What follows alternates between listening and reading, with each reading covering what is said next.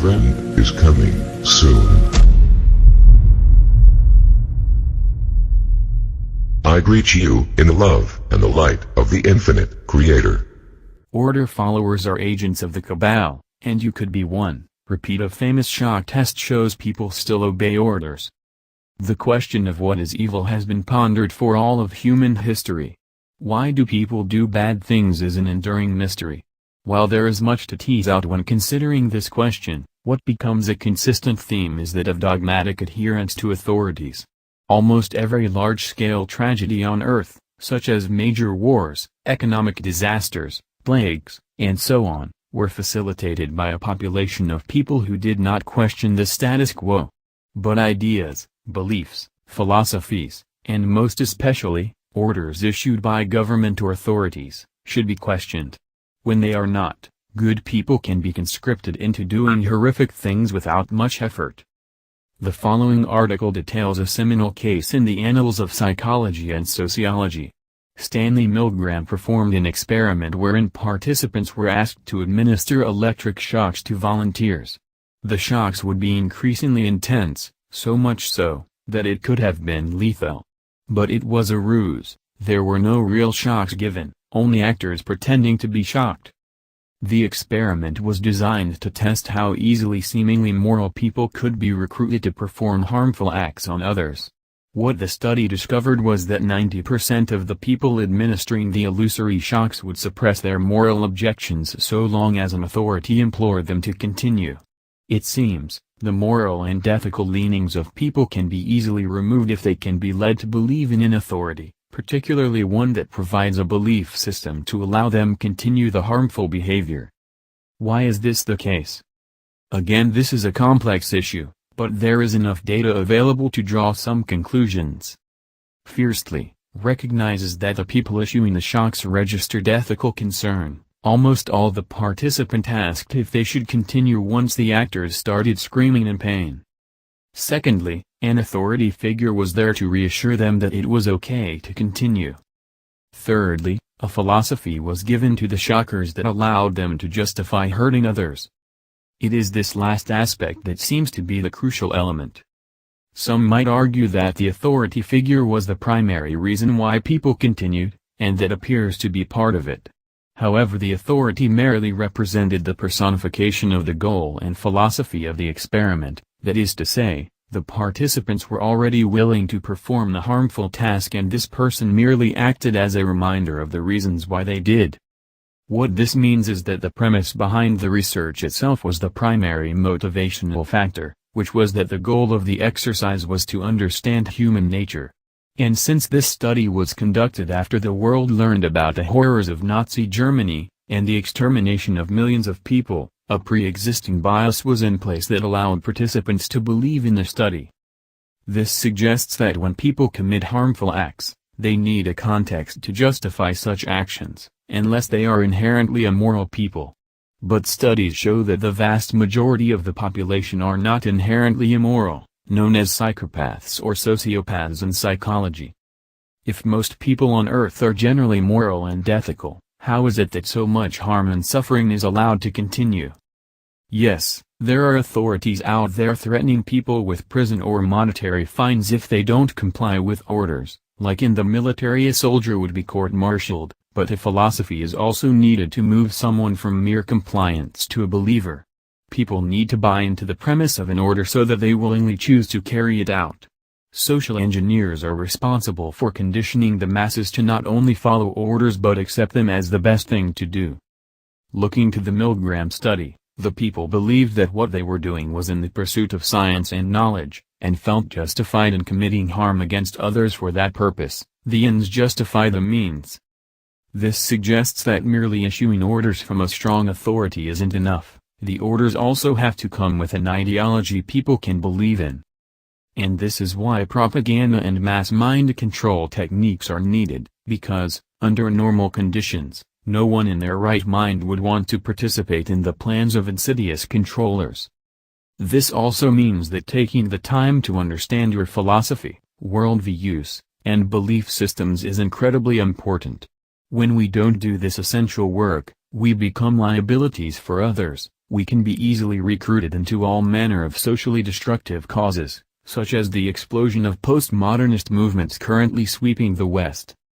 For the average person living on Earth today, it is a certainty that you will, at some time in your life, follow an order or a directive that hurts others, and you won't realize it at the time.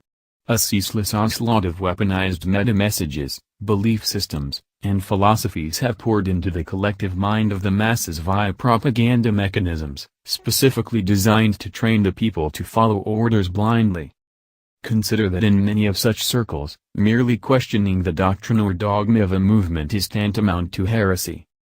Thus, your duty to knowing yourself and questioning your beliefs is absolutely essential to your prosperity and the well-being of others. Your beliefs have been and are continuing to be used as weapons against you. The beliefs you have that go unquestioned are the walls of your prison, which you cannot see beyond. And it is from this myopic and shallow foundation of reality that we justify following immoral and unethical orders. The powers that be only remain in control because the people continue to blindly follow their orders, including the order to believe in the dogma of society unquestionably. But we have to question the status quo. We have to be willing to go against the crowd and think for ourselves so that a socially destructive idea doesn't spread like wildfire. In this sense, ideas that go unquestioned, contemplated, and discerned are the biggest threat to humanity than any other factor. And our adherence to a belief that we don't really know or understand reduces us to zombie-like agents of the system. Hence, to know thyself and follow the truth makes you and others around you free from the shackles of cultural dogma. An individual who questions the status quo is a stopping force against a tide of socially destructive groupthink zealotism. At present, a wave of so-called social justice is washing over Western civilizations. This movement has all the hallmarks of a fascist socialism, the very same that saw the rise of the Bolsheviks in Russia and the Nazis in Germany. The reason why these movements take root is because people tend to outsource or delegate their thinking to ideologues who act as a moral compass, one that is woefully broken. In essence, when people stop thinking, become lazy in their ethical discernment, and cower in the face of a morality, evil can, and does, flourish. The Milgram study clearly demonstrates that the primary cause of socially promulgated evil is the inability of the individual to think critically and make a moral choice, one that goes against the grain. But in the age of information, ignorance is a choice. And for all those who love truth, freedom, and beauty, our duty is to follow the truth wherever it leads. In this case, we must be willing to question the claims of so-called authorities and say no to anyone who asks us to compromise our moral integrity, be they from the government, our co-workers, family, lovers, or religions. You may not know it by its name, but you've probably heard about its shocking results. In 1961, Yale University psychologist Stanley Milgram tested the willingness of participants to deliver electric shocks to another person while being encouraged or ordered to by an authority figure. While no actual shocks were administered, the results of the Milgram experiment shocked many people who swore that they would never do such a thing. A new Milgram experiment conducted in Poland proved otherwise and rekindles renewed fears of people just following orders. The original Milgram experiment took on a special significance because it took place 3 months after the trial of German Nazi war criminal Adolf Eichmann had begun. Despite his defense that he had no choice but to follow the orders of his superiors, Eichmann was found guilty of crimes against humanity, war crimes, and crimes against Poles, Slovenes, and Gypsies. In the experiment, participants believed they were giving shocks ranging from 15 to a dangerous 450 volts to someone they could not see whenever that person got a question wrong. The person was an actor who screamed in pain as the alleged shocks got higher. If the participant balked, the experimenter told them it was important to the test that they ignore the screams and continue. In the end, 65% of the 40 volunteers followed orders and administered the full simulated 450 volts. While the Milgram experiment has been recreated since 1961, it has never been conducted in Central Europe. According to a new report in journal Social Psychological and Personality Science, that changed in 2015. Our objective was to examine how high a level of obedience we would encounter among residents of Poland. The unique history of the countries in the region made the issue of obedience towards authority seem exceptionally interesting to us.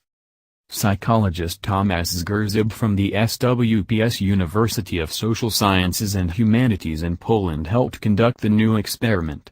40 men and 40 women, ranging in ages from 18 to 69, were given the same instructions, encouragements and orders as in the original test, administering high-voltage shocks to another human being.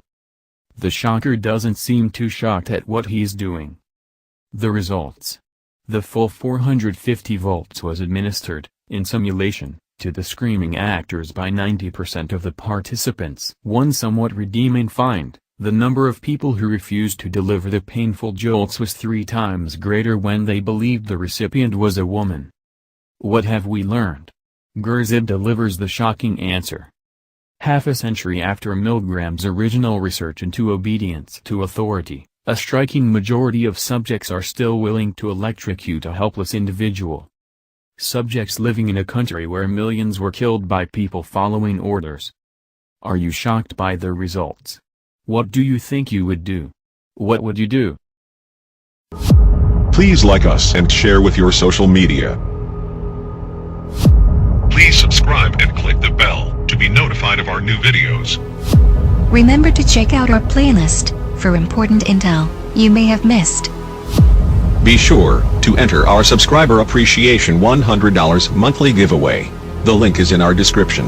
And visit our sister channel. Event is coming soon. For additional intel and information, stay tuned. Victory of the Light.